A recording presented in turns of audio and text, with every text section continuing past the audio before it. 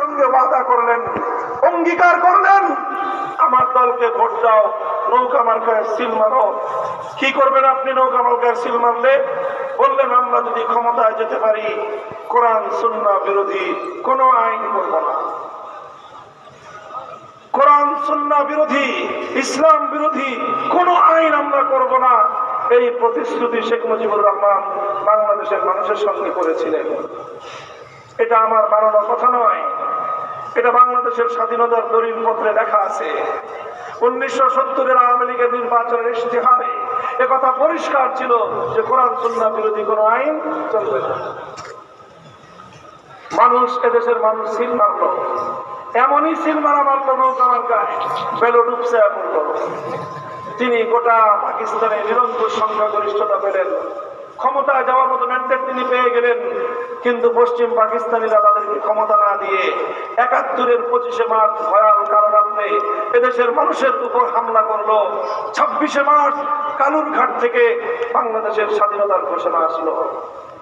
9 মাস মুক্তিযুদ্ধ হলো, 16ই ডিসেম্বর বাংলাদেশ স্বাধীন হলো।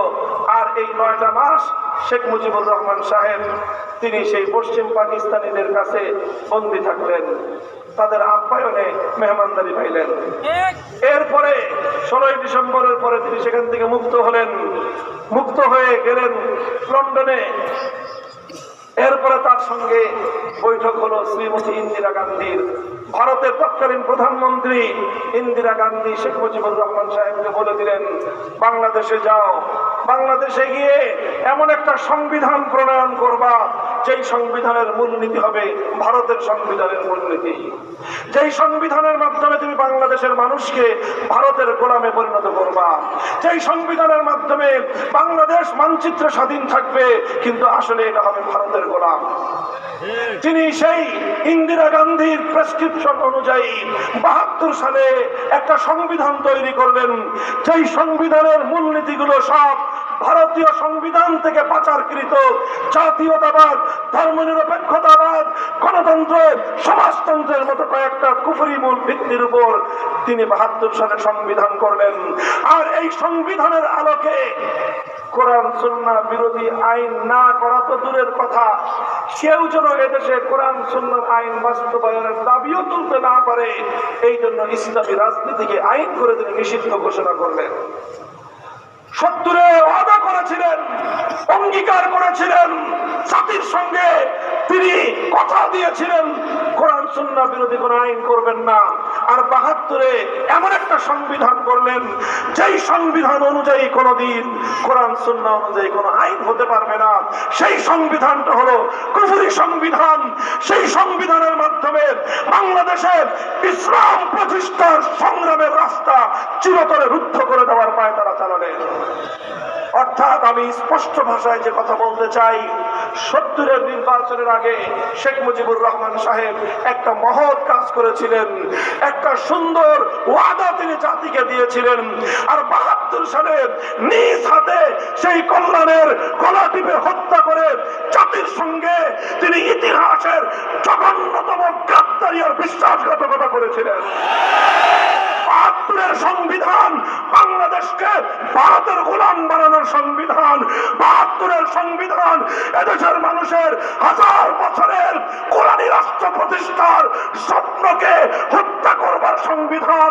৭২-এর সংবিধান ৭১-এর মুক্তিযুদ্ধের চেতনাকে ধ্বংস করবার সংবিধান।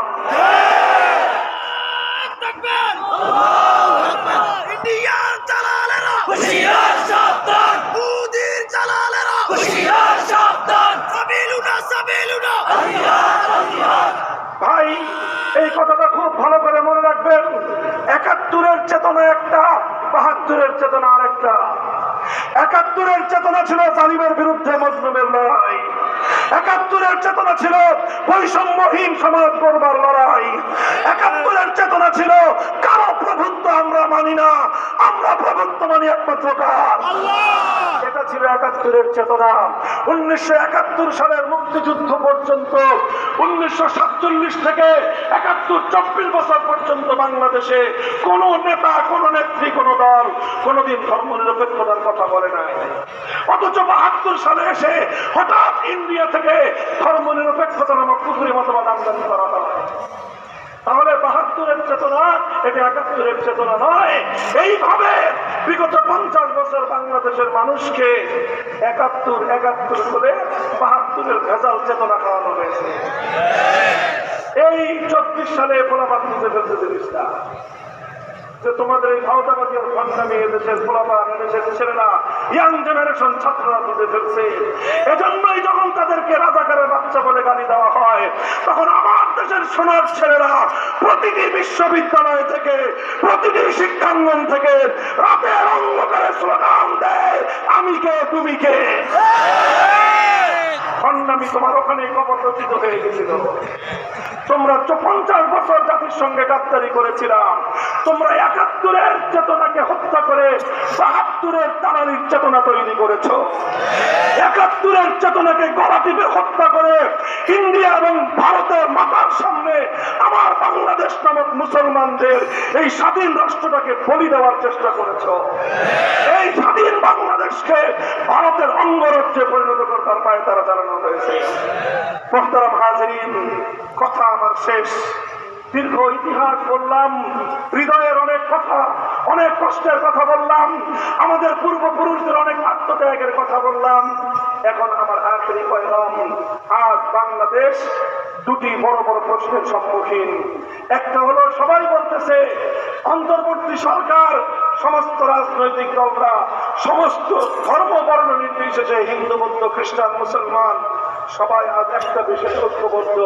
সেটা হলো ভারতকে আর বাংলাদেশে আধিপত্যবাদী চরিত্রে বাস্তবায়ন করতে দেওয়া যাবে না। ভারতীয় আধিপত্যবাদের বিরুদ্ধে আজ গোটা বাংলাদেশ ঐক্যবদ্ধ। আগে আমরা শুধু হুজুরা চেষ্টা করতাম, এখন আর আমাদের করা লাগে না।